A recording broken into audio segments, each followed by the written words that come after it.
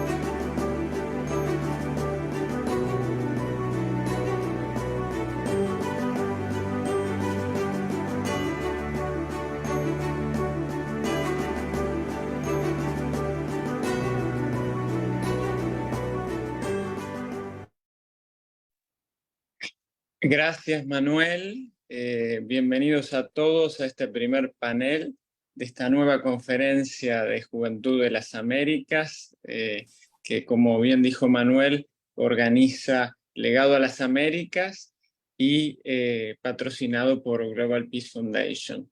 Soy Martín Bjurrum y estoy a cargo del panel como moderador ¿Cómo serán las formas de gobierno del futuro? Y voy a darle la bienvenida a nuestros expositores que nos van a acompañar hoy, el doctor Jorge Cruz, que es profesional en Derecho, director ejecutivo de la Fundación Esquipulas, cofundador también de Legado a las Américas, el licenciado Juan Carlos Maldonado, licenciado en Ciencias Políticas y Relaciones por la Universidad Casagrande, director de Fundación Novum, y el doctor Enrique Martínez Larrechea, doctor en Relaciones Internacionales, licenciado en Sociología y rector del Instituto Universitario Sudamericano, institución universitaria privada reconocida por el Poder Ejecutivo de la República Oriental del Uruguay. Lamentablemente no puede acompañarlos el licenciado Diego Gómez, asociado en Comunicaciones de Berman & Company en Washington, D.C., y licenciado en Gobierno, Arte e Historia, por una urgencia de carácter familiar que lo excusa de acompañarnos en el día de hoy, pero ya contaremos sin duda con él en el futuro. Bueno, le voy a dar la palabra en primer lugar al doctor Jorge Cruz para comenzar este panel. Los expositores tienen un primer tiempo de 10 minutos, luego pasaremos a una segunda ronda y unos minutos finales de preguntas y conclusión. Así que doctor Jorge Cruz, adelante con esta exposición sobre cómo serán las formas de gobierno del futuro. Muchas gracias, Martín. Para mí es un honor y un gusto estar siempre en esta plataforma de Legado a las Américas, un esfuerzo noble para entrar a la discusión, al debate sobre los principios y valores que rigen en nuestras sociedades. Este es un grupo de personas, ¿no? De jóvenes, de personas valiosas de toda Iberoamérica que estamos pues preocupados, pero que tomamos acción para mejorar estas sociedades, para que las ideas que están surgiendo en incidencia en diversas dimensiones sean puestas pues a prueba, diría yo, en un debate noble y sincero para ver realmente qué es bueno para nuestras sociedades. Entonces, desde ya celebro la iniciativa. Para mí es un gusto estar con los panelistas que me acompañan. Lamento que no pueda estar Diego. Y sé que vamos a tener una muy provechosa discusión sobre cómo serán las formas de gobierno del futuro. Tampoco quiero dejar de agradecer el apoyo que recibimos de Global Peace Foundation, quien siempre tiene un apoyo determinado, está con nosotros y sin ellos no sería posible este esfuerzo. Y bueno, yo creo que doy inicio a mi presentación. Hablar sobre cómo serán las formas de gobierno del futuro deberían pues traernos primero a ver cuál es el contexto. ¿Por qué estamos pensando en formas de gobierno del futuro? ¿Por qué estamos haciendo prospectiva de lo que necesitamos hacer? Sí, pues si en teoría estaríamos bien, no tendríamos que hacer eso porque todo estaría funcionando, pero en nuestro caso hay un contexto muy complejo. Primero, pues hay que tener en cuenta que después de la pandemia, que todavía es muy reciente y ya estamos saliendo de ella, pues ha venido una dinámica de la certidumbre de la incertidumbre, ¿verdad? Nada es dado por hecho, sino que todo está cambiando constantemente y aquellas bases, aquellos paradigmas que teníamos bien establecidos, pues se han visto en tela de juicio. Eso nos conlleva a la crisis de las democracias, que si nos vamos un par de años atrás, pues siempre habían problemas en las democracias, definitivamente no estaban en su nivel óptimo, pero las democracias eran un hecho que dábamos por sentados, es parte de estos paradigmas que teníamos. Pero la pandemia desnudó las carencias de nuestras democracias. Nos llevó a un punto de crisis, pues las democracias no estaban dando las respuestas a las necesidades de las poblaciones y menos a las demandas ciudadanas. Y la pandemia desnudó esta parte, pero es que el asunto es que ni siquiera en Latinoamérica y en otras partes del mundo, porque es algo generalizado, ni siquiera funcionando óptimamente tenían las capacidades para resolver estos problemas. Entonces, esto nos lleva a tener que repensar nuestros antiguos métodos. Además de ello, el desgaste que trajo la pandemia, tenemos también dos factores fundamentales que traen esta realidad que no es casualidad, sino que es causalidad. La primera es que nuestros modelos democráticos sí han triunfado. Sí han triunfado. Pese a los pesares, digamos, y aunque parezca que estamos en crisis, estamos viviendo una etapa histórica como nunca en la historia. O sea, hemos tenido los mayores beneficios y el mejor nivel de vida que en toda la historia de la humanidad. Entonces, eso ha sido como consecuencia de las democracias. Pero al sacar a tantas personas de la pobreza, eso trajo expectativas que no estábamos preparados para afrontar. Es decir, personas que no habían tenido la oportunidad de salir adelante, que su visión de vida era sobrevivir, que está en una posición sumamente dramática, pues con la salida de la pobreza, con la llegada de ciertos servicios básicos, pues empiezan a darse cuenta que hay otras formas de vivir y mejores, y empiezan a reconocer sus derechos, también sus obligaciones. Pero esa misma expectativa los lleva a darse cuenta que por más que trabajen duro, por más que hagan las cosas bien, pues no les iban a dar, no iba a haber viabilidad en alcanzar cierto nivel de vida que para otros es dado casi que por nacimiento. Entonces, eso generó frustración. Y vimos en los últimos 5 o 6 años esos grandes movimientos que se dieron en varios países de Latinoamérica: Brasil, Chile, Colombia, Perú, Ecuador, Guatemala, Bolivia, Venezuela, entonces Nicaragua, y que generó inestabilidad política, pero porque había una frustración ciudadana en donde las democracias, como les había dicho, no brindaban las soluciones, ¿verdad? Pero que ellos ya tenían expectativas más grandes. Y esa frustración viene, el otro factor, es que deviene de una inmensa desigualdad entre la información que recibimos y nuestra verdadera capacidad de incidir. ¿Y cómo vino eso? Estos aparatitos. Porque ahora casi ha desaparecido la mediación que hacían los medios de comunicación sobre la información con la ciudadanía. Ahora nos llega la información cruda e inmediatamente. Y esa información cruda pues nos hace ver que se están tomando decisiones que la mayoría de veces no son de acuerdo a nuestros intereses, lo cual nos genera frustración. Entonces, eso ha llevado a un punto de tensión de la democracia que no la está sabiendo o no estamos logrando resolver esas diferencias más que por la sucesión del poder. Creo que esa ha sido la válvula de escape, pero que cada poder, cada nuevo gobierno, sea de izquierda o de derecha, eso la verdad es que francamente es indiferente, nos lleva a un punto de conflicto porque el gobierno ya entra desgastado.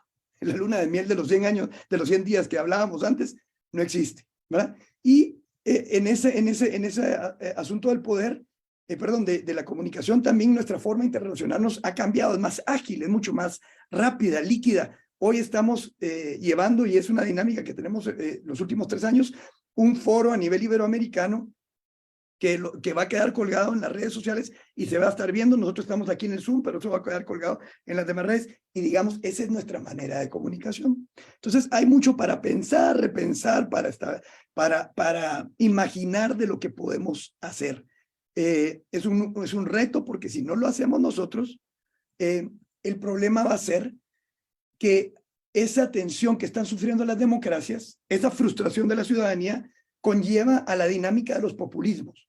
Líderes antisistema que ven esas debilidades y entonces se aprovechan de ellas, y la población vota por ellos en un caudismo pensando que ahí se van a lograr soluciones, pero que sí estamos entrando en una dinámica que está desgastando la democracia, y es el autoritarismo el que nos va a empezar a gobernar. Y cuando el autoritarismo gobierna, hay una sección de la población que está muy bien y hay otra sección de la población que está mal, muy, muy mal, mucho más que con una democracia que no sea funcional. Entonces nos pone en un aprieto, ¿verdad? Entonces, hoy lo que hay que pensar es cómo vamos a gobernarnos en nuestros nuevos tiempos. Es un punto fundamental. Es decir, hoy la forma es el fondo. Y todavía tengo tiempo, ¿verdad, Martín? Sí, 2 minutos. Ay, me faltan como 15, pero bueno, lo vamos diciendo. Pero hay otras rondas, Sí, cabal, pero voy a terminar tal vez con mi punto. El asunto es que en esto que nos está pasando no es nuevo.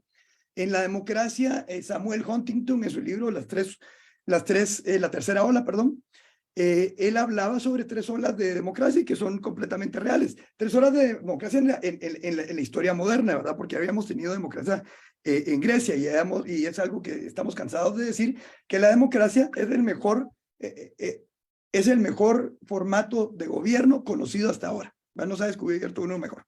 Entonces, definitivamente es lo que tenemos al alcance, pero eso hay que perfeccionarlo. La democracia no solo es elecciones, es un sistema, una forma de vivir, ¿verdad? En una sociedad. Entonces, Samuel Huntington hablaba de 3 olas, y con cada ola que ha habido una contraola. Voy a ir profundizando después para terminar.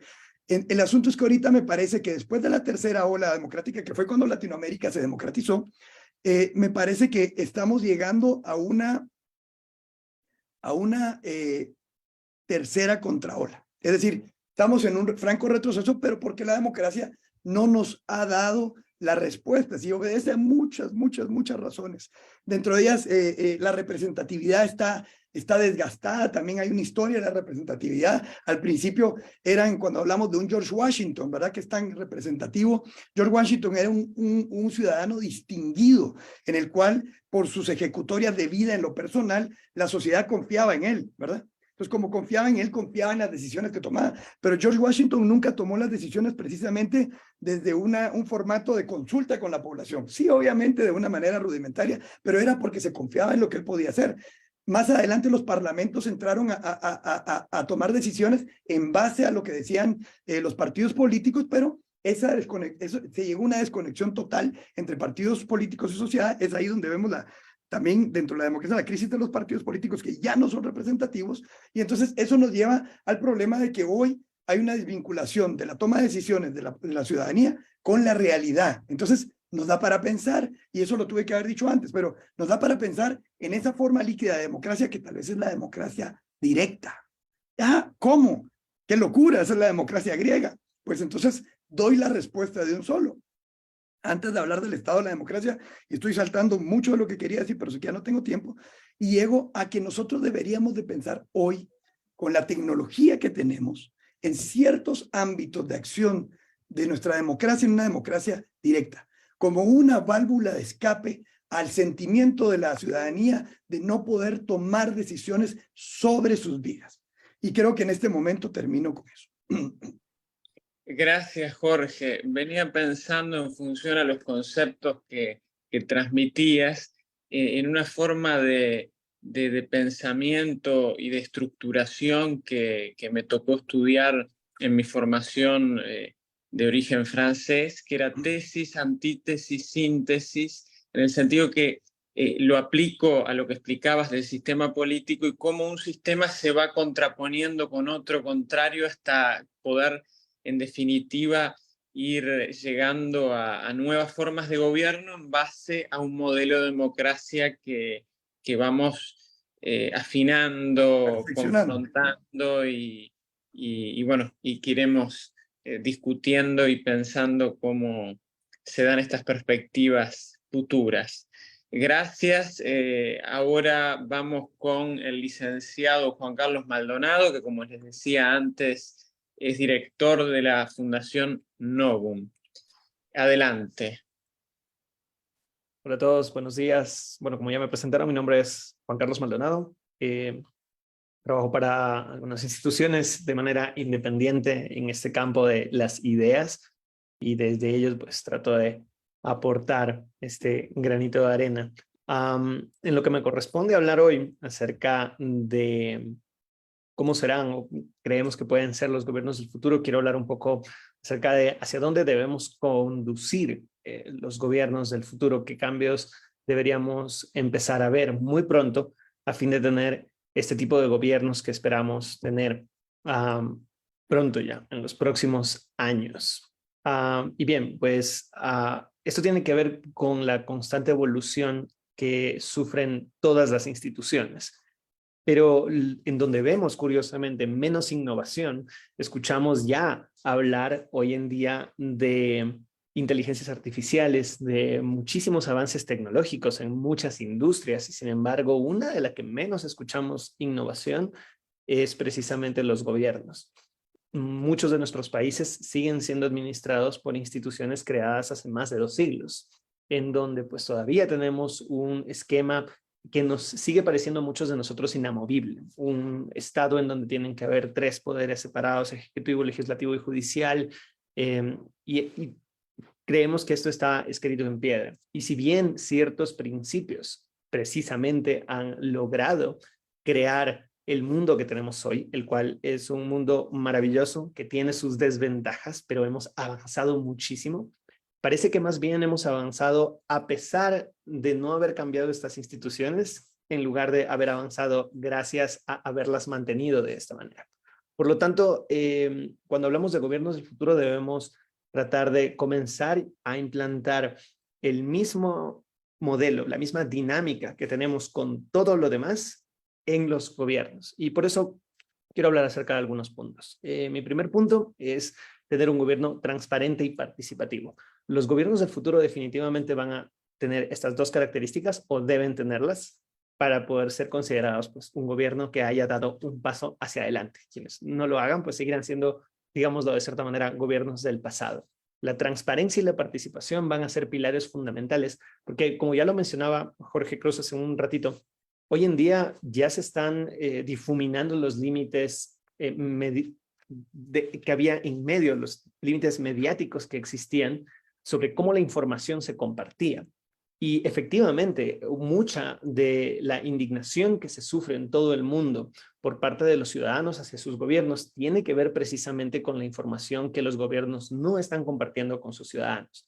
De ahí viene la necesidad imperante de que los gobiernos del futuro sean gobiernos transparentes. Y esto es inevitable porque mientras más avance el tiempo, mientras las tecnologías mejoren muchísimo más para compartir información de manera inmediata, de manera clara y de manera verificable, tecnologías que ya tenemos hoy, como por ejemplo blockchain, que permite hacer muy difícil, si no imposible, la falsificación de información o de datos almacenados. De esta manera podríamos transparentar de manera muy sencilla, por ejemplo, temas de contratos, asignaciones de presupuestos, a dónde está yendo todo el dinero que los gobiernos reciben año tras año y de los cuales pues casi ninguno de los ciudadanos del mundo recibimos una nómina o un pequeño estado de cuenta en donde nos digan aquí está el destino de cada centavo del presupuesto. Esto es casi inevitable a medida que avancemos hacia ello. Ahí viene la transparencia. Y luego de la mano viene el tema de la participación. Una vez que tengamos esta transparencia, los ciudadanos vamos a querer tener una voz y un voto en cómo se asignan no solamente los presupuestos, sino dónde están los planes de desarrollo, a dónde se les va a dar una prioridad a el dinero y a los esfuerzos políticos que hayan. Sectores que han sido históricamente invisibilizados por muchos gobiernos. Yo soy de Ecuador y acá estuvimos muy cerca de tener en una segunda vuelta electoral por primera vez a un representante del indigenismo en Ecuador. Los cuales se están fortaleciendo mucho políticamente en los últimos años. Entonces, existe ya esta necesidad de visibilizar a estos sectores, por ejemplo, como el indigenismo en Ecuador, que nunca ha tenido un representante en la presidencia de la República, el cual puede ser inevitable que se llegue a esto por temas de participación que van de la mano con la transparencia. Ese sería el primer punto. Paso brevemente al segundo y que viene de la mano con lo que ya mencioné, que es un gobierno digital. En muchos países ya se está haciendo el esfuerzo por transparentar la información subiendo todos los detalles a portales, pero necesitamos también instituciones civiles, no políticas, que ayuden a digitalizar todos estos esfuerzos a través de canales más dinámicos como redes sociales. Ya existen esfuerzos actualmente en Facebook, Instagram, no lo hemos visto todavía mucho en canales de directos como Twitch, porque tal vez no es el formato más adecuado, ni un formato tan corto como lo puede ser TikTok, pero sí podemos pedirle a la ciudadanía y sobre todo a instituciones, no solamente a ciudadanos que a título personal puedan trabajar, sino a instituciones civiles, e insisto de nuevo, no políticas, que puedan ayudar a llevar toda esta información que se transparenta y estos esfuerzos de participación al área digital para que se pueda difundir de manera mucho más rápida. Y esto es algo que los gobiernos también van a tener que hacer para poder sostenerse a sí mismos, debido a que si ellos no están dando un testimonio de su trabajo en canales digitales, una gran parte de la población no los va a conocer, no va a saber qué es lo que están haciendo. Y cuando pues tengamos transparencia y participación, si los ciudadanos dicen llevo 6 meses sin escuchar absolutamente nada de mi gobierno nacional o local, no he visto nada, salgo a las calles y las veo iguales, veo a la gente quejándose de los mismos problemas y estos gobiernos no se digitalicen, van a perder una porción de aceptación muy importante en la sociedad. Y hablo del futuro porque hoy en día todavía medios tan clásicos como la radio siguen teniendo un gran impacto, pero pues, eso va a dejar de ser así más adelante. Y quizás el último punto en el que quisiera centrarme es la descentralización, curiosamente.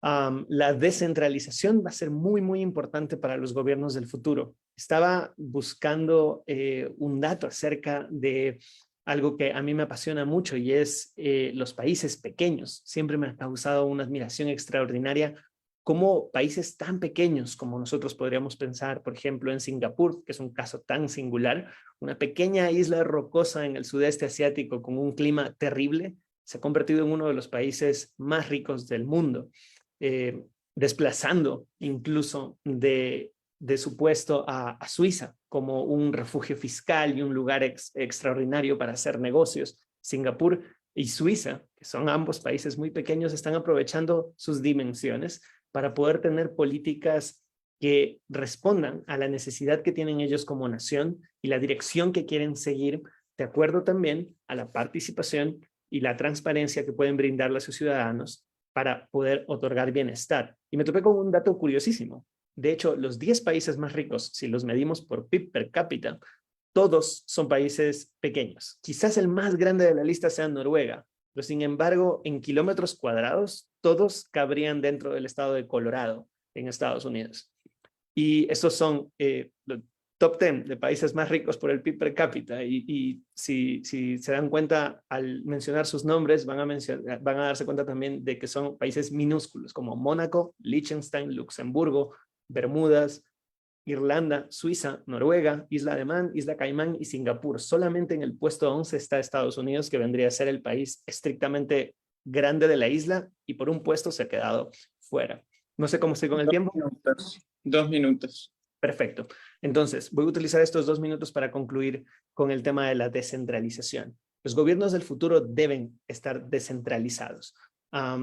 Debemos dar el salto adelante para superar esta idea tan estática que tenemos de que en un país debe haber solamente una solución. Y con una solución me refiero a una política monetaria, una política fiscal, una sola política laboral, una sola política de bienestar, una sola política de salud, una sola política de todo.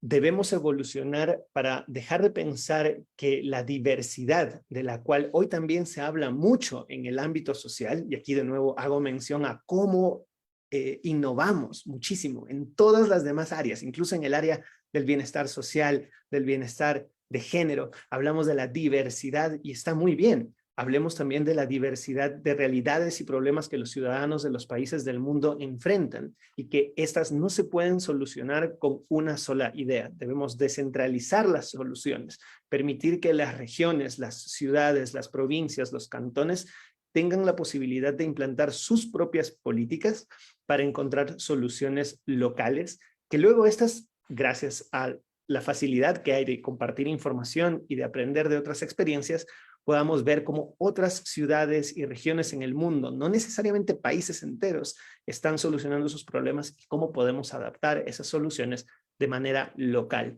Volver, quizás los gobiernos del futuro tengan algo que aprender de gobiernos tan del pasado como las polis griegas, en este deseo de unirse solamente cuando viene una causa militar, que los atenta contra todos, pero tener políticas locales que puedan solucionar sus problemas, que nadie, y con esto termino, nadie conoce tan de cerca los problemas de una comunidad como las personas que viven en ella.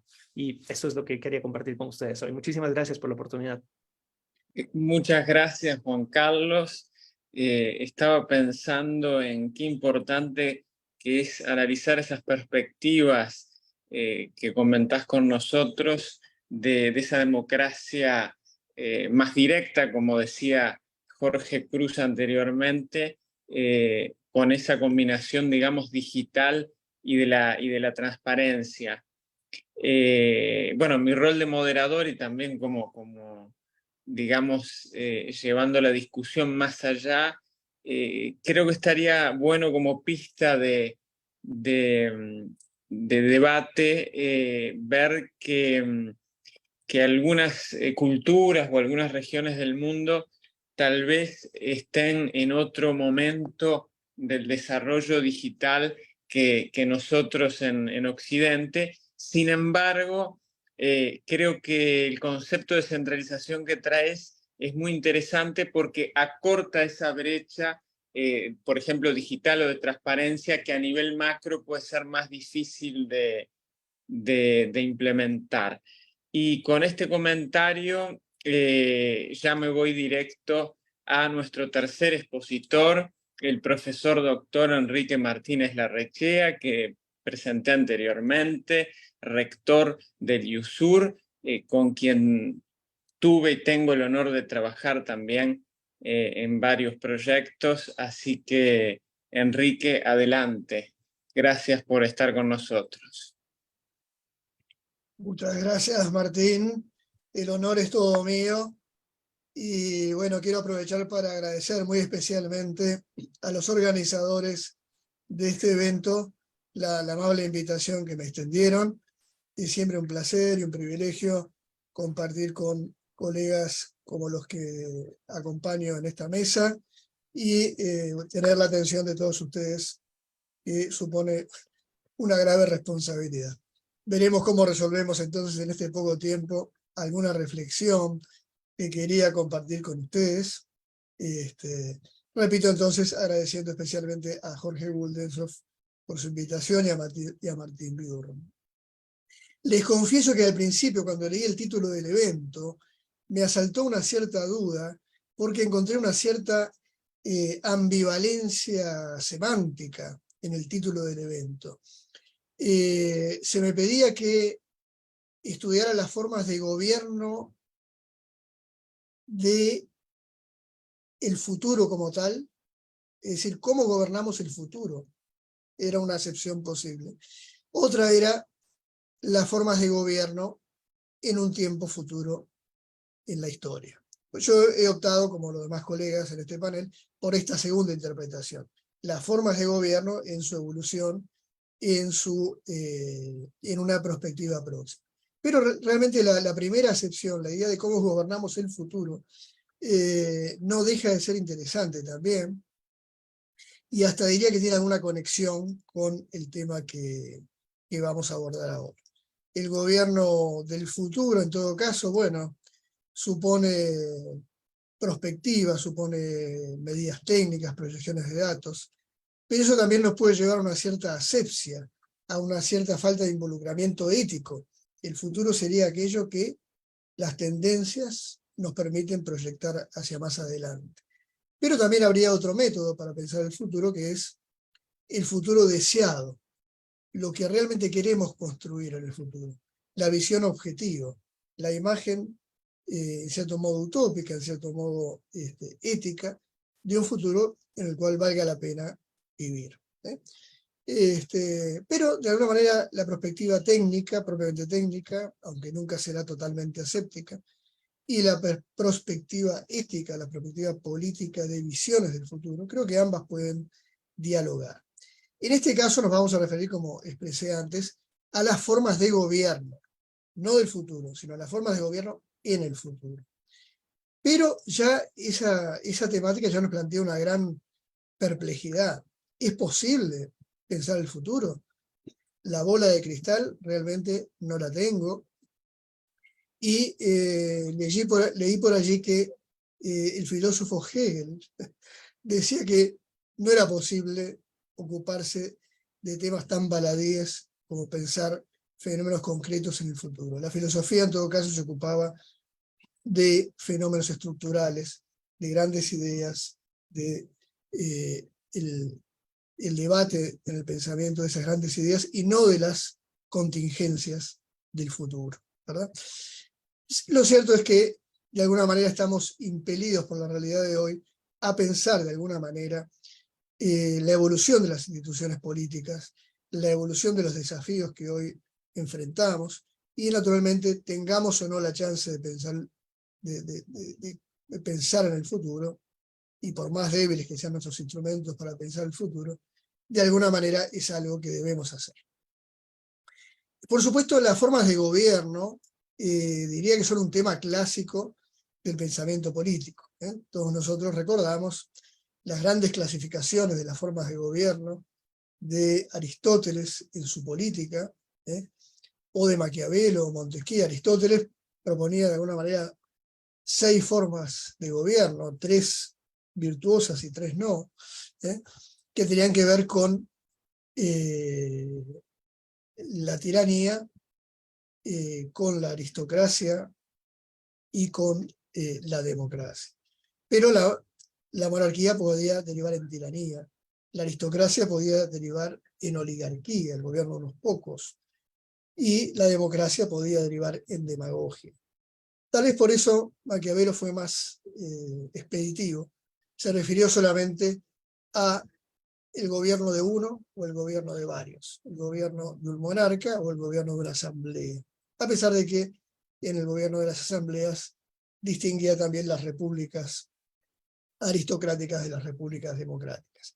Y finalmente Montesquieu retomó la idea de república o monarquía y le agregó tal vez la idea del despotismo que él veía fundamentalmente en sociedades extraeuropeas, asiáticas. Pero naturalmente ese es un debate teórico muy bueno, de muy alta alcurnia, que no es el tema de hoy para nosotros.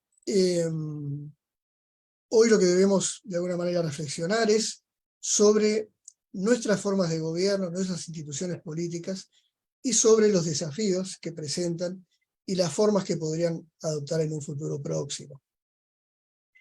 Antes de ingresar en una cierta reflexión sobre las formas de gobierno, quisiera recordar también un tema de la teoría política, que son las formas de Estado, y que no están tan disociadas de la cuestión de las formas de gobierno. Al hablar de formas de Estado, hablamos básicamente de la distinción entre el Estado federal y el Estado unitario. Y yo tengo para mí que en el primero, en el Estado federal, hay una cierta decantación civilizatoria, hay una excelencia intrínseca frente al Estado unitario. ¿Por qué digo esto? Porque el Estado federal acoge con más naturalidad el principio de subsidiariedad, es decir, permite que las entidades locales menores de la estructura política, los municipios, por ejemplo, asuman, digamos, sus cometidos y sus funciones, y por lo tanto la participación ciudadana al nivel local y municipal sea una realidad. También al nivel estadual o provincial. Y finalmente, al nivel de ciertas materias que se reserva para sí la Unión Federal. Pero esa estructura decantada, escalonada, me parece de una gran sabiduría política, y por supuesto grandes estados de nuestra época, como los Estados Unidos, como el Brasil, tienen esa estructura federal. Naturalmente que a veces la estructura federal es desafiada por una proclamación de tipo federal, pero una práctica de tipo centralista, unitario, que podría ser el caso de nuestra vecina República Argentina, ¿verdad? E incluso la propia Unión Europea, yo diría que su elan, su fuerza motriz, su gran espíritu de base, tiene mucho que ver con las ideas federalistas, aunque estas no han logrado finalmente consolidarse en la estructura política de la Unión Europea, pero han sido en gran medida los federalistas los que impulsaron la constitución de la Unión Europea, tal como la conocemos hoy. Bueno, en el tema de las formas de gobierno del futuro, digamos, al intentar realizar una serie de revisar antecedentes, me encontré con algunos textos muy importantes. Naturalmente no tenemos el tiempo para comentarlos acá, pero no me gustaría dejar de mencionarlos. Uno de ellos, por ejemplo, es la reflexión de Norberto Bobbio, el gran filósofo político italiano, sobre el futuro de la democracia, de 1983. Invitado por las Cortes Generales de España, en medio del proceso de transición hacia la democracia de España, Bobbio hace unas reflexiones notables, de las que no resisto la tentación de leerles un breve párrafo. Dice Bobbio: el único modo de entenderse cuando se habla de democracia es concebirla en tanto que contrapuesta a autocracia, como método de gobierno y por tanto como un conjunto de reglas primarias o fundamentales, son las normas constitucionales, que establecen quién está autorizado a tomar las decisiones colectivas y según qué formas. Todo grupo social necesita tomar decisiones que una vez tomadas deben hacerse vinculantes para todo el grupo, con el fin de hacer posible la supervivencia tanto en su interior como en sus relaciones con los demás grupos. Sin embargo, es claro que también la decisión de grupos son adoptadas por individuos. El grupo como tal no decide. Para que una decisión de individuos pueda ser considerada una decisión colectiva, debe ser tomada en base a reglas, no importa si son escritas o consuetudinarias. No sin razón se llama a estas reglas reglas del juego, porque las reglas del juego se limitan a establecer quiénes son los jugadores y cómo debe desarrollarse el juego. Muy bien. Otro antecedente interesante que encontré es la reflexión de Noam. Gracias, Martín. La reflexión de Noam Chomsky, gran intelectual, lingüista norteamericano y un marxista un poco atípico, ¿verdad? Y ya en la década de los 70 hacía una cierta clasificación de formas de gobierno, como el capitalismo, el socialismo de Estado, el socialismo libertario y la democracia liberal, y él se decantaba por el socialismo libertario, y de alguna manera consideraba que tomaba lo mejor de la democracia liberal y la idea utópica del socialismo. Creo que hoy esas ideas están muy raleadas por la historia, ¿verdad? Que ya no hay margen, no hay experiencia histórica de ningún socialismo libertario. Los socialismos han sido básicamente liberticidas o no han podido dar cuenta del reclamo humano, político y cultural por la libertad. En ese sentido permanece la democracia liberal como el sistema que puede garantizar el funcionamiento de las reglas de juego. Bueno, muy bien. Hay otros abordajes. Hace muy poco el Banco Mundial, en medio de la pandemia, propuso una reflexión pero no sobre el futuro de las formas de gobierno, sobre el futuro del gobierno.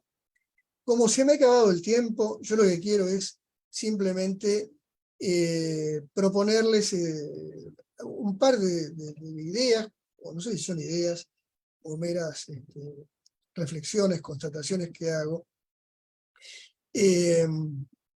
Parece que vivimos una crisis de la democracia.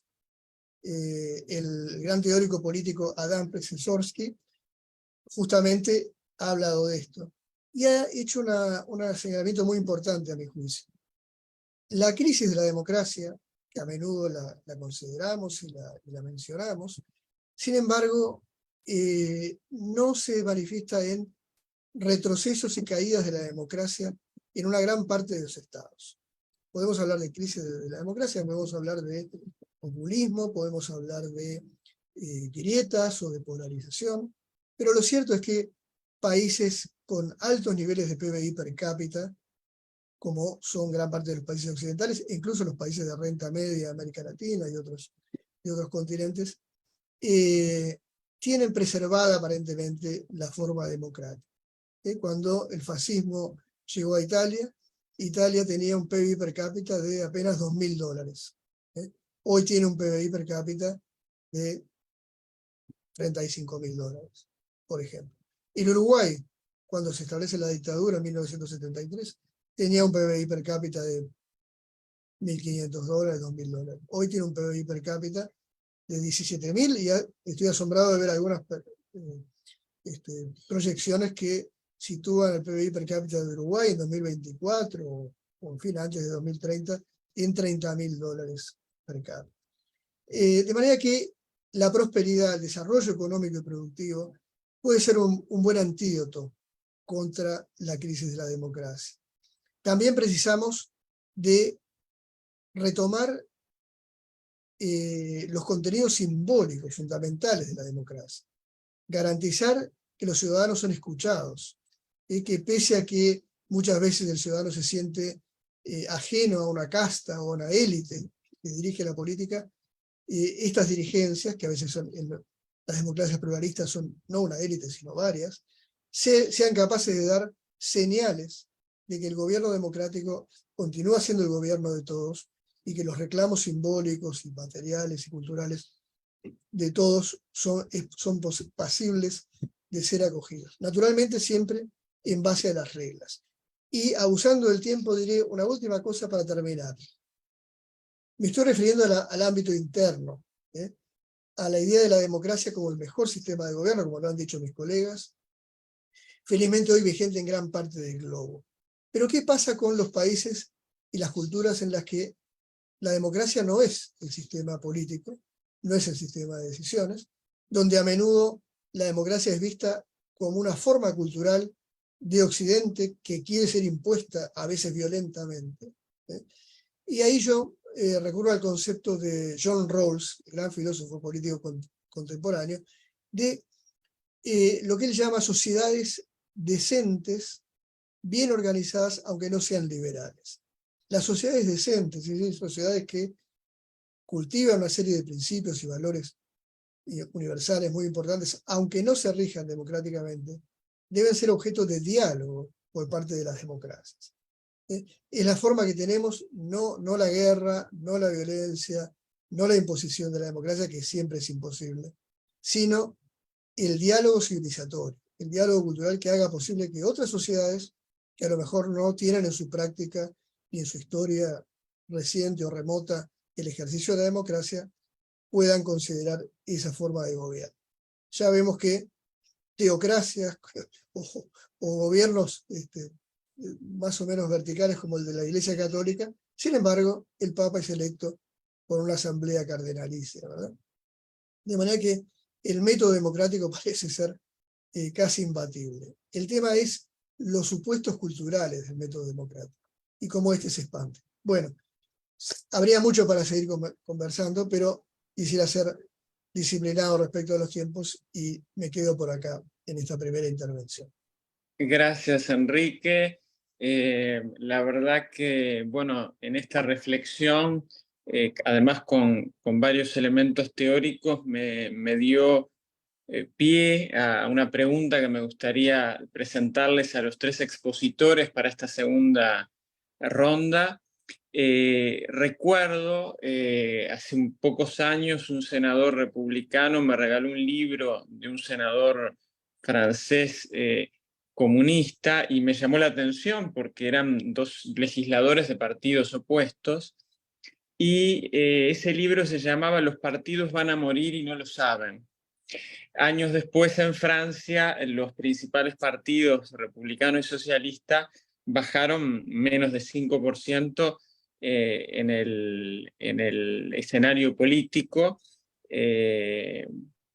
Lo traigo como ejemplo y como pista para preguntarles a los tres expositores, y ahora voy a darle la palabra nuevamente a Jorge Cruz, al doctor Jorge Cruz, para esta siguiente ronda de 3 minutos cada uno, sobre cómo ven el rol de los partidos políticos en estas formas de gobierno del futuro, en un momento donde los partidos políticos son muy criticados en las redes, las coaliciones en varios países son débiles, las personas van mucho también a, valga la redundancia, a los personalismos, a otro tipo de liderazgos. ¿Cuál es el rol? ¿Cómo ven los partidos políticos en estos gobiernos del futuro? Jorge, te doy la palabra. Muchas gracias, Martín. Pues interesante. Yo voy a ir un poco más allá, pero para entender el contexto. Quien no conoce su historia está condenado a repetirlo. Entonces, si nosotros vemos, decía Juan Carlos, que estamos en un sistema que fue creado hace 2 siglos. Es parte de mis argumentos de sobremesa. Es decir, hace 2 siglos vino la primera oleada de la democracia, como decía Huntington, pero para solucionar un problema muy concreto.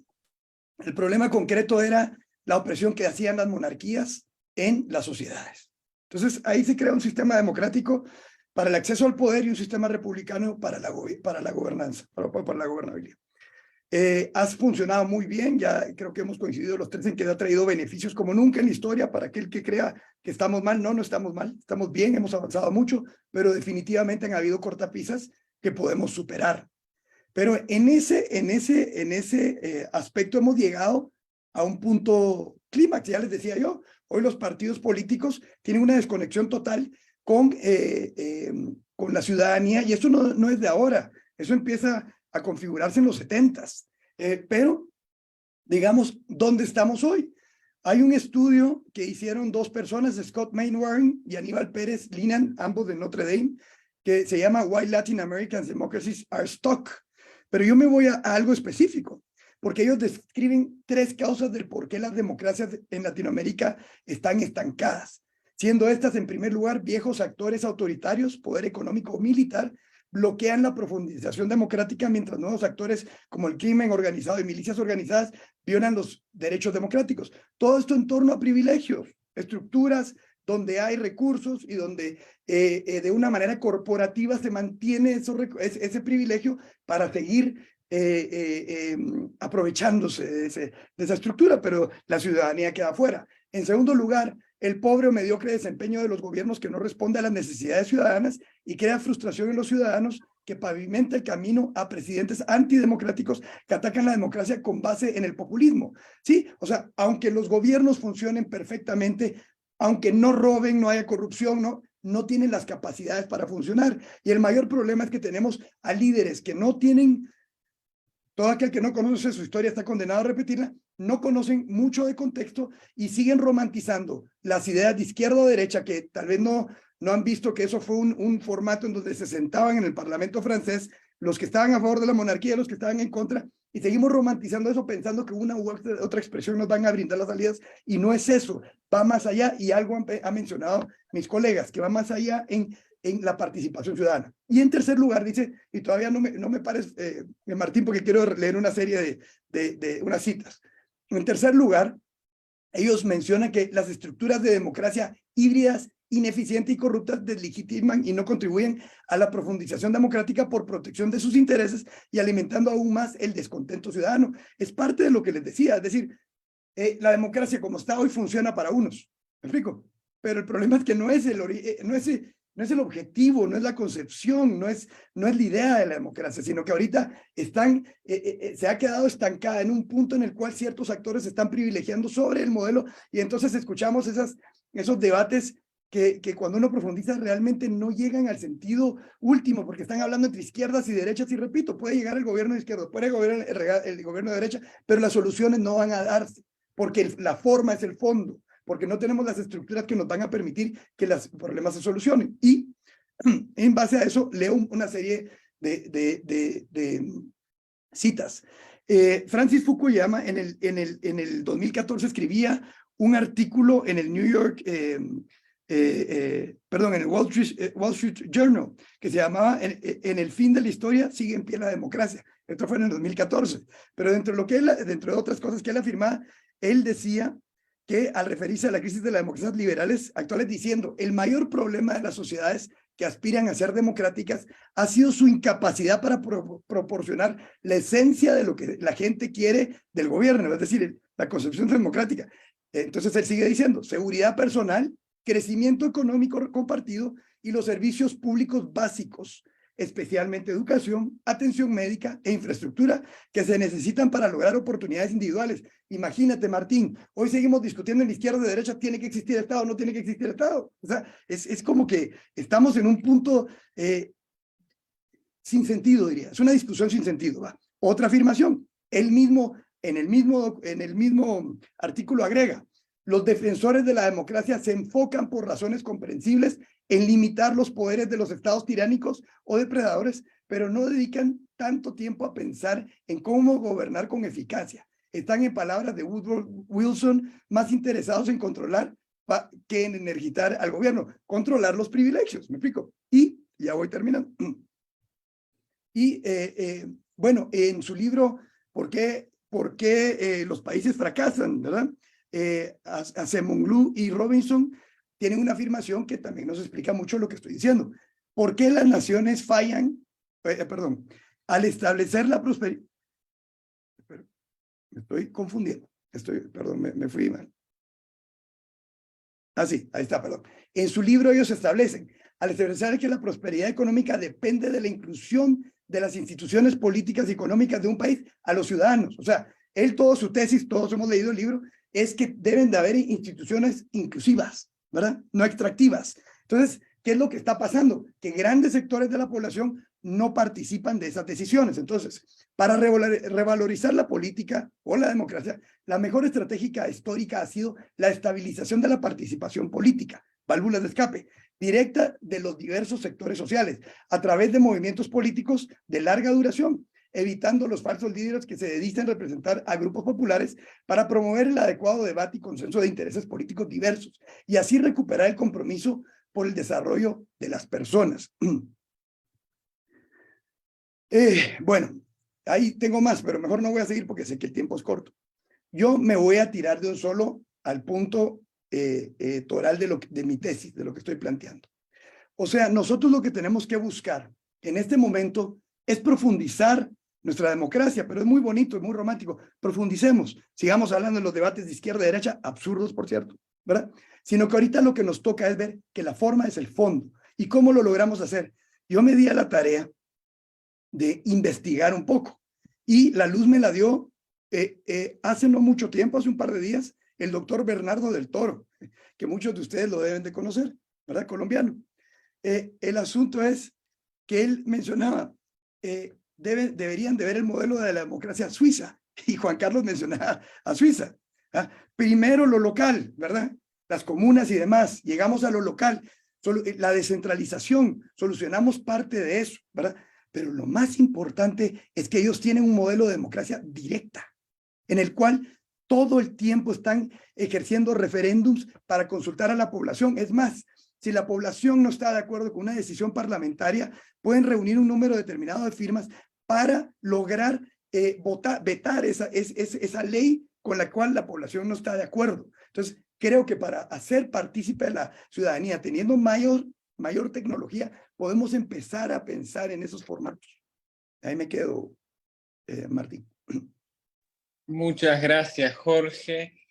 Justamente en relación a eso, pensaba, bueno, a lo de la democracia directa, sin duda, que también fue mencionado en el caso de Suiza por Juan Carlos, como bien decías, pero sobre ese concepto de izquierda-derecha estoy de acuerdo y me gustaría que los participantes nos dejen sus comentarios en el chat para leerlos y comentar al final de las exposiciones.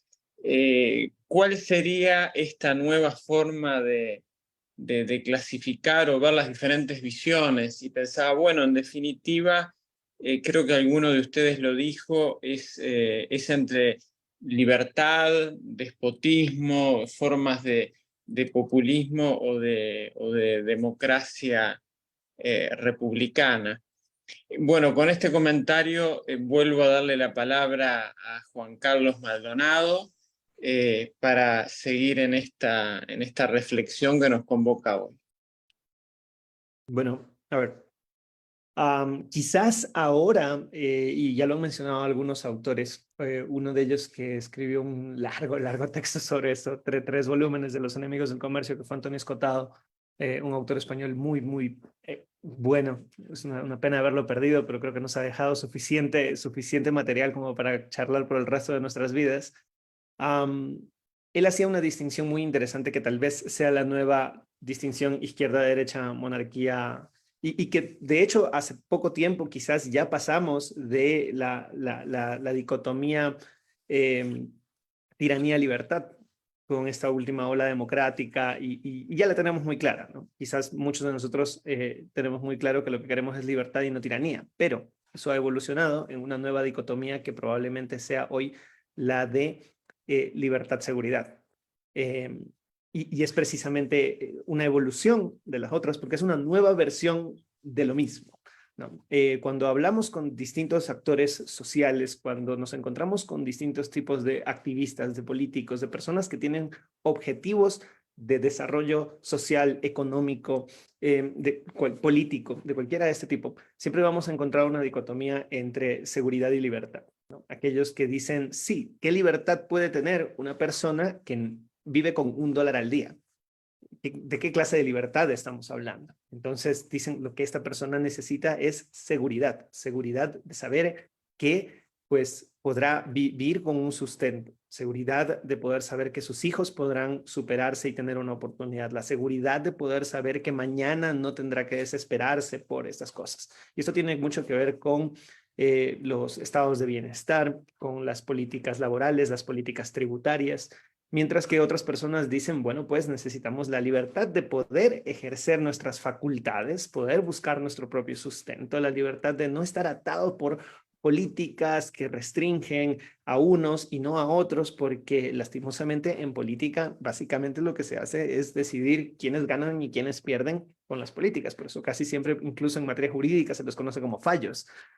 Fallo a favor de una parte porque siempre van a fallar, siempre, nunca serán perfectas estas decisiones.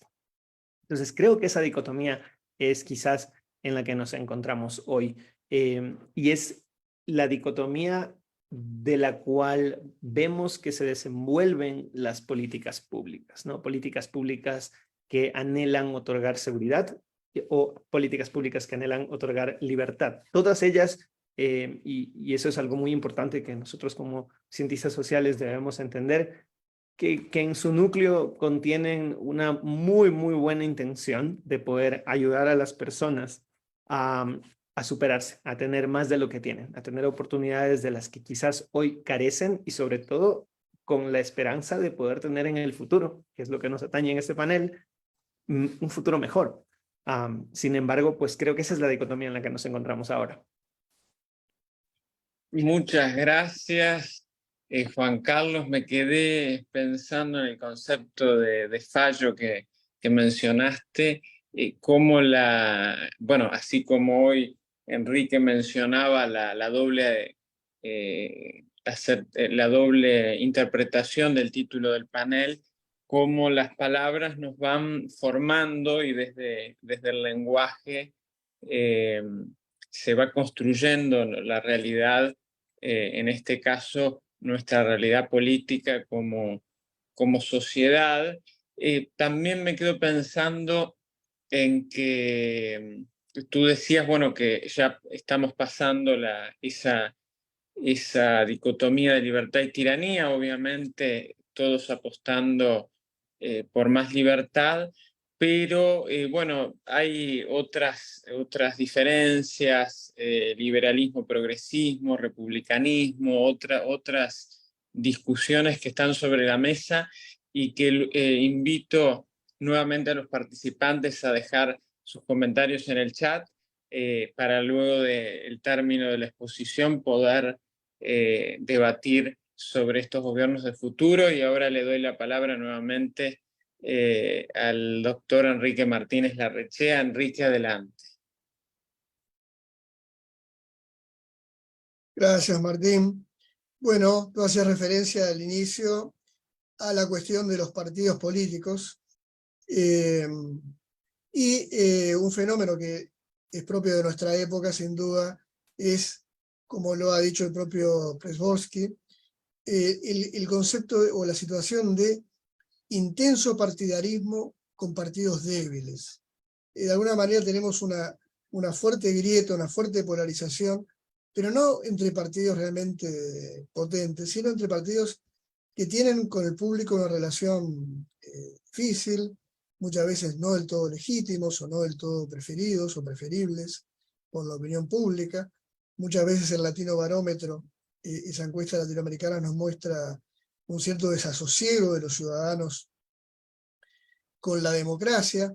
Pero bueno, aquí digamos, yo peco de una cierta subjetividad propio de compartir con Martín nuestra condición de uruguayos, porque en el Uruguay, pese a que la tendencia mayoritaria en otros países ha sido la disolución de los viejos partidos tradicionales y su sustitución por un nuevo elenco de partidos, en Uruguay, pese a que algunos partidos tradicionales han sufrido fuertemente el salir del Estado como partidos-Estado, como pienso en el Partido Colorado uruguayo, pero lo cierto es que los partidos uruguayos son fuertes, son preferidos por la ciudadanía. La democracia uruguaya es una democracia de partidos, a pesar de que en nuestro diseño constitucional se introducen también, como en Suiza, mecanismos de democracia directa. Pero soy consciente de que esta no suele ser la realidad de muchos otros países. De hecho, acabamos de ver de manera dramática también en Chile la disolución de los viejos partidos de la concertación, su sustitución por un nuevo elenco de partidos en medio de un proceso constitucional muy virulento. Vemos también lo de la crisis de la democracia peruana, la imposibilidad de las instituciones de administrar un tipo de relacionamiento y de dinámica política que permita que los presidentes concluyan sus mandatos sin apelar a la dictadura tampoco. Y tenemos, por supuesto, los casos dramáticos de Cuba, Venezuela y Nicaragua, donde directamente no es que la democracia esté bajo amenaza, sino que ha sido cancelada, ¿verdad? De manera que en América Latina tenemos mucho para hacer para recuperar el ideario democrático. Yo creo que los partidos tienen un rol a cumplir, partidos fuertes, partidos sólidos, partidos programáticos, partidos que sean capaces de dar cauce a las aspiraciones simbólicas de la sociedad civil. Hay grandes democracias de partido en el mundo, pienso en la democracia india, que es la democracia más populosa del mundo, y que creo que debemos todos mirar con admiración e interés. Incluso en la propia Sudáfrica, los partidos, el partido oficialista, enfrenta también desafíos internos y luchas de liderazgos, e intenta de alguna manera dejar atrás la corrupción. En fin, hay demasiados desafíos políticos. Lo que yo quería sintetizar es en lo siguiente. Así como desde el punto de vista médico o de la salud pública o individual, ninguno de nosotros va a renunciar a los beneficios de la penicilina, de las vacunas, de la inmunología. Ninguno va a renunciar a los tratamientos médicos modernos. Bueno, la pregunta es por qué desde ciertas izquierdas, y tal vez desde ciertas derechas también, no se termina de aceptar como penicilina, como vacunas, o su equivalente en el ámbito político, los derechos fundamentales de los ciudadanos, la vigencia de las libertades fundamentales, el derecho de reunión, de expresión del pensamiento, de comunicación del pensamiento, de asociación, de reunión. Todas estas libertades fundamentales son compatibles con un proyecto, digamos así, inventemos, miremos al costado de algún país, algún partido de izquierda que busca la justicia social y la incorporación de mayorías excluidas en el diseño, en el bienestar. Para mí, la clave, la prueba del 9, la clave de cualquier proyecto político, de izquierdas o de derechas o de otras categorías que pensemos, es el respeto a las libertades fundamentales. Si esa inclusión de las mayorías puede hacerse respetando el derecho individual, las libertades individuales, el derecho a la seguridad, a la propiedad, a la libertad, a la vida de los ciudadanos, bueno, estaremos en presencia de un proyecto político virtuoso.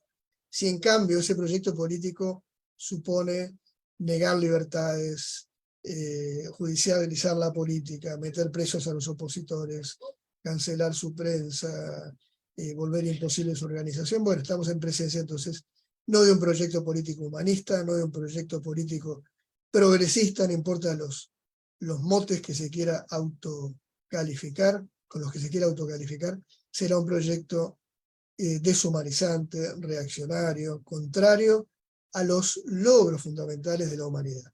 Tenemos muchas cosas no resueltas como humanidad, sin duda, pero una cosa que hemos descubierto y que ya no se puede volver atrás son las tecnologías de la libertad propias de la democracia liberal.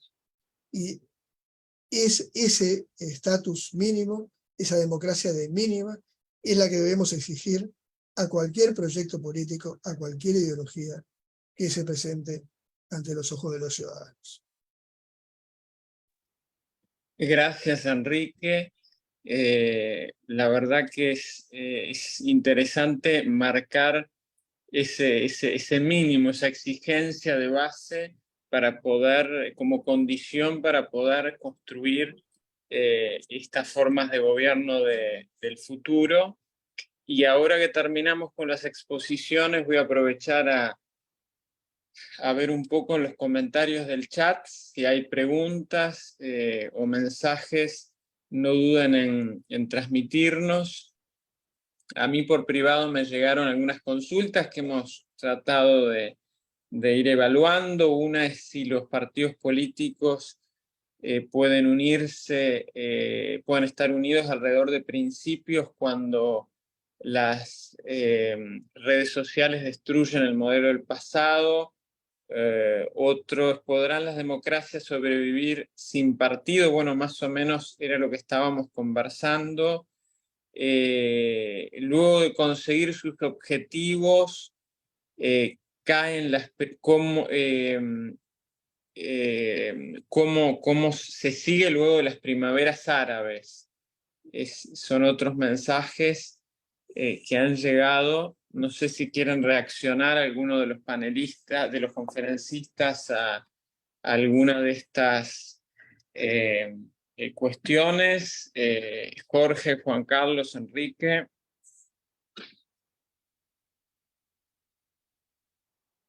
Yo, si quieren, hago un breve comentario que me había quedado con eso en una de las exposiciones anteriores.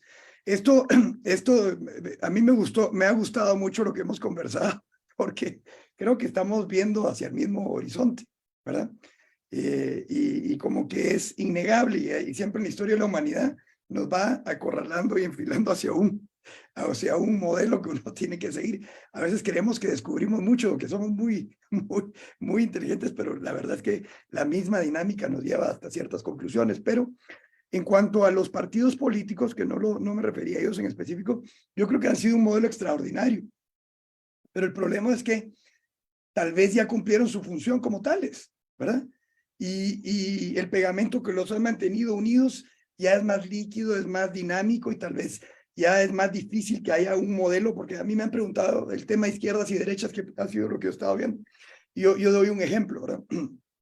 ¿Qué pasa si uno es liberal, izquierda, en el modelo económico? Es decir, no hay suficiente competencia, entonces dentro del Estado uno dice, no, tiene que haber más competencia, impulsemos una ley de competencia moderna, rompamos monopolios. Eso es visto como izquierda, ¿verdad? Sería un formato de izquierda. Pero ¿qué pasa si esa misma persona dice, sí, pero yo creo en la familia y creo en el formato estable de familia?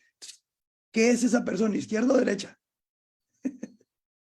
¿Qué es? Me explico, es más complejo, tiene matices más profundos de los que se creen. Entonces, creo que, digamos, se ha hablado de las candidaturas independientes, que tal vez puede ser un modelo de transición, yo lo he pensado mucho, me parece que es un modelo de transición, pero ¿hacia dónde vamos? Tal vez no lo sé todavía, puede ser el modelo local, es decir, cada comuna, como en Suiza, va a estar buscando lo que le beneficie en lo local, ¿verdad? Entonces, es como más que una actitud romántica. Y doy un último ejemplo, que es lo que quería decir. El estado de bienestar, que a mi juicio ha sido como el modelo de mayor impacto en el bienestar de la humanidad, llegó a un punto de quiebre, ¿verdad? Y tuvo que innovar, es decir, a la hora de invertir en la sociedad, a la hora de no tener presupuestos balanceados, empezaron a quebrar.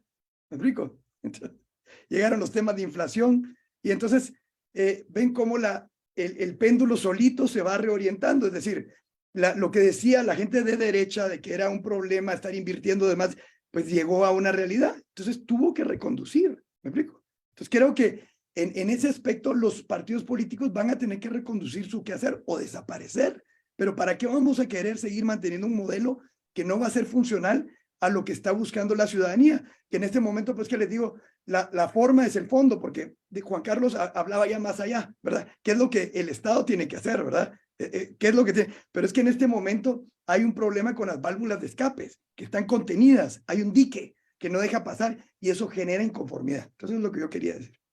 Creo que de lo que dice Jorge me surge una reflexión que viene de la mano de lo que comentaba hoy. Bueno, todos saben que estoy involucrado en la política francesa y uruguaya, por eso hago siempre comparaciones en ese campo. En Francia, las candidaturas independientes son libres, todo el mundo se puede presentar al Parlamento, a la presidencia. Pero naturalmente lo que surge es que los candidatos independientes luego, por cómo funciona el sistema en Francia, se inscriben en bancadas de partidos como miembros asociados o afines a determinadas tendencias.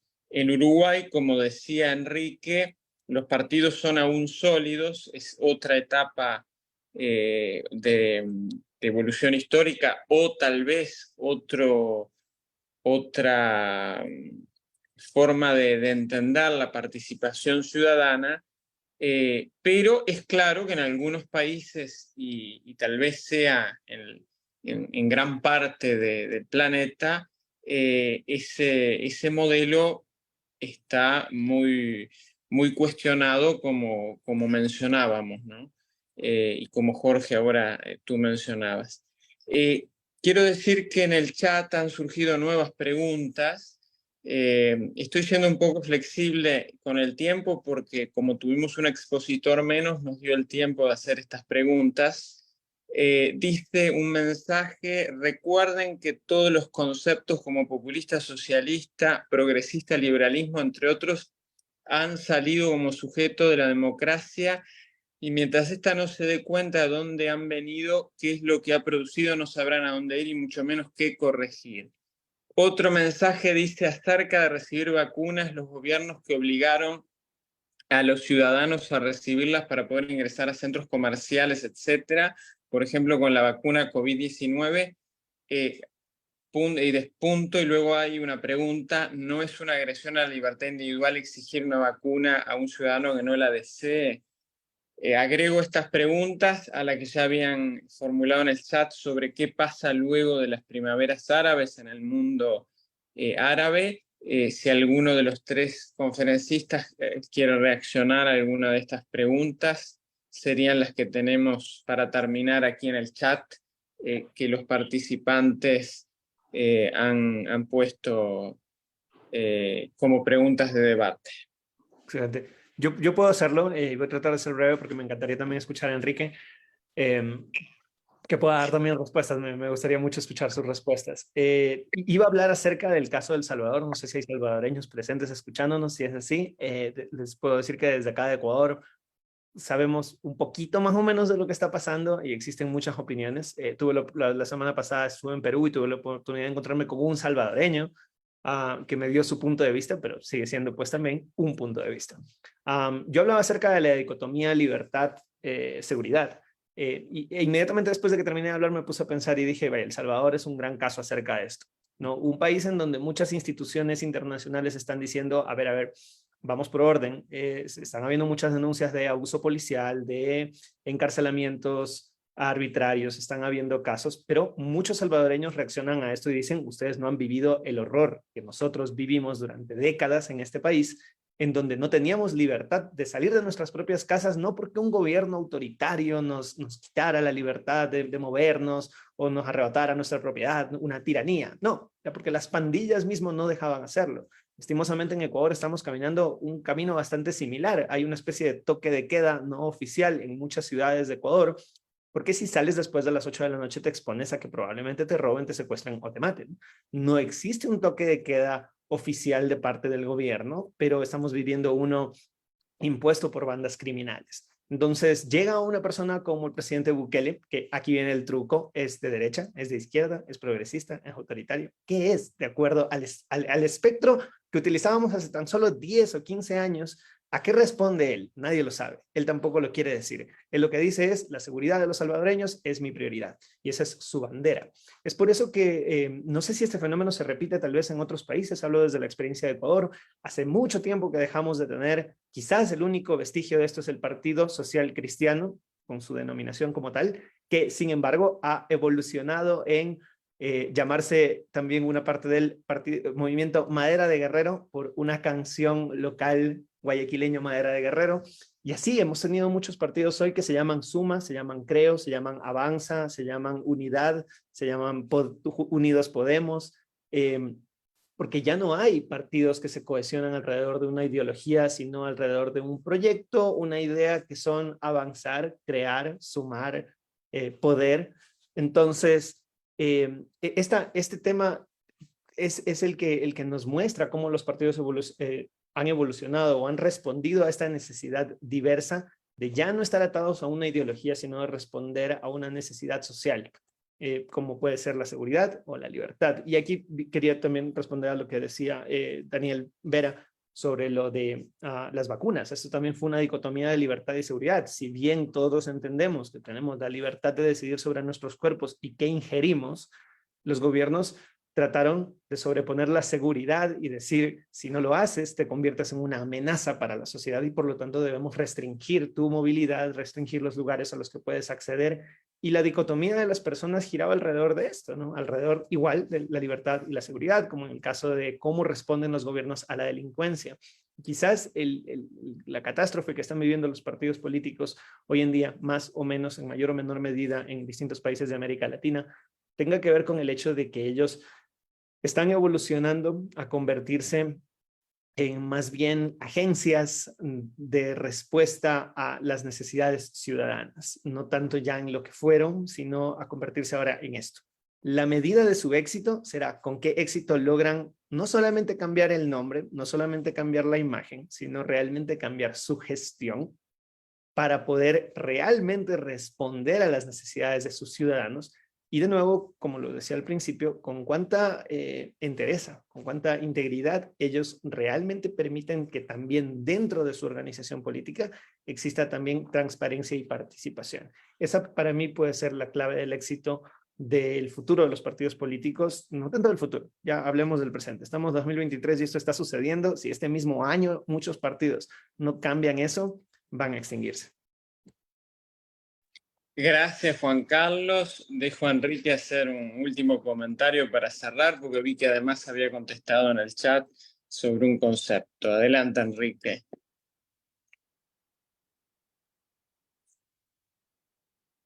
Muchas gracias, Martín. No, apenas unas simples reacciones impresionistas a distintos temas que se manejaron con mucha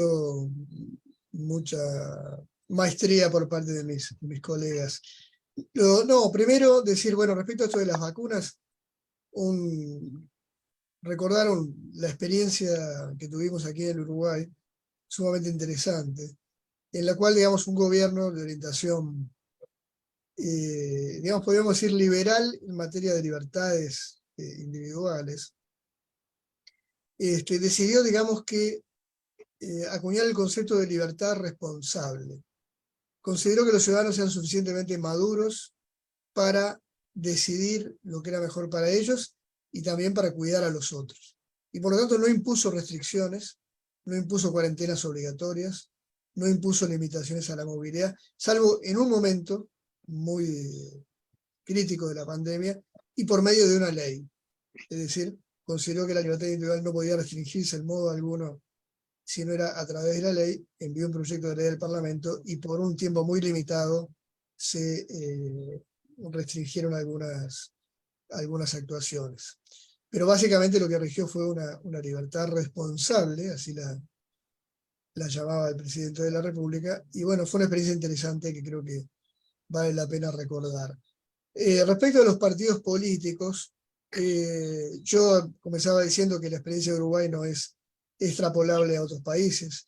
El fenómeno más frecuente precisamente es la deglución y la liquidificación de los partidos políticos y su sustitución por otros partidos que tienen esos nombres más de fantasía o más orientados a una tarea, a una acción que hay que cumplir. Pero yo diría que también el Uruguay, en cierta medida, aunque los partidos sigan siendo vigentes, creo que son partidos más débiles que en el pasado. Y lo que ha venido a sustituir esa fortaleza de los partidos ha sido, digamos, una nueva estructura política basada en grandes coaliciones. Históricamente el Uruguay tuvo, como Inglaterra, con Tories y Whigs, tuvo una estructura bipartidista. Pero eso se acabó a mediados de la década de los 90, y de hecho se convirtió en una democracia con un partido mayoritario y dos partidos no tan minoritarios, pero menores. Y hoy, digamos, de alguna manera, esos dos partidos menores se han aliado junto a otros partidos y tenemos así una coalición republicana, hoy en el gobierno, y una coalición de izquierdas, que en cierto modo ha evolucionado a un partido. Es una coalición, pero con un funcionamiento partidario. Pero lo cierto es que ese bicoalicionismo, hoy el país está claramente delimitado en un 50% para una coalición y un 50% para la otra, lo que hace a las elecciones muy competitivas. Pero también eso puede verse en otros países, ¿verdad? Donde tal vez la debilidad de los partidos es sustituida o complementada o remediada por alianzas y por coaliciones.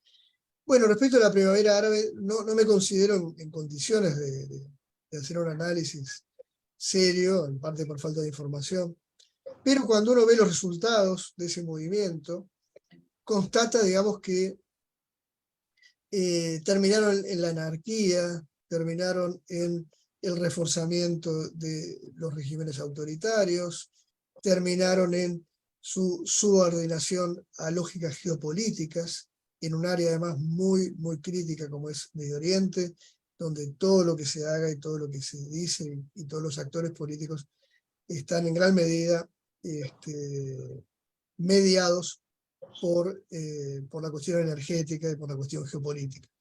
Cuando uno ve, bueno, Libia era un Estado autoritario, sí, pero hoy ya no es un Estado. Ha sido jibarizada en 3 regiones o 2, en fin. Cuando uno ve a Siria, ve que la guerra se ha vuelto endémica. Cuando uno ve a Egipto, ve que se han restaurado las lógicas autocráticas. De manera que tengo un sabor agridulce, más bien un retrogusto amargo de lo que fueron las primaveras árabes. Creo que fueron relevantes porque aparecieron las nuevas tecnologías operando como herramientas políticas muy fuertes, el teléfono celular, la convocatoria inmediata, como también en la revolución del Maidán ucraniana. Pero al mismo tiempo tal vez esas aspiraciones políticas podían ser de toda una sociedad, pero eran canalizadas fundamentalmente por una élite. Y creo que no fue posible entonces que tuvieran un carácter totalmente nacional y que pudieran imponerse por sobre las lógicas autocráticas. De manera que mi visión es, repito, no la tomen en cuenta, es sumamente provisional y muy subjetiva, y a la distancia carezco de datos para una visión más seria. Gracias, Enrique, y por lo menos esto genera además nuevas, en función de lo que escriben los participantes en el chat, nuevas pistas para futuras conferencias o temáticas que podamos abordar.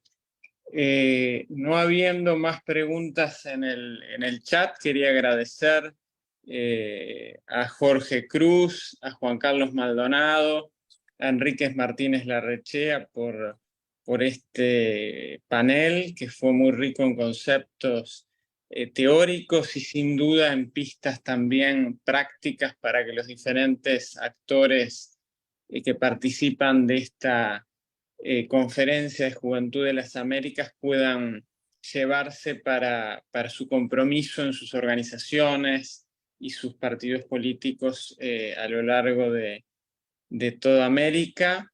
Y bueno, ahora los dejamos, mi nombre es Martín Biurrun, los dejamos unos minutos, en breve va a comenzar el siguiente panel, así que no tenemos pausa comercial, pero tienen unos minutos para prepararse y bueno, y aprovechar para tomar una muy pequeña pausa para seguir con el siguiente panel que comienza en breves minutos. No duden a dejar sus preguntas si se quedaron con algún tema pendiente, y seguimos con más Legado a las Américas. Muchas gracias.